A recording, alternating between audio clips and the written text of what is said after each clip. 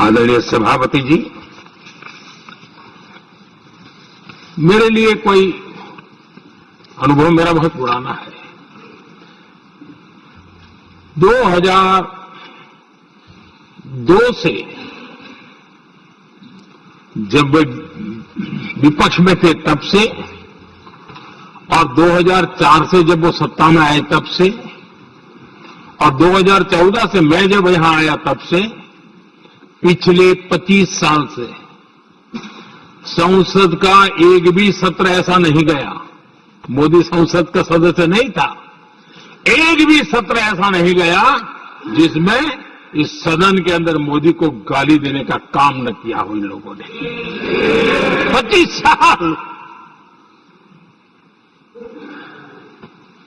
और मुझे किसी ने पूछा था, मोदी जी आपके स्वास्थ्य का क्या राज है?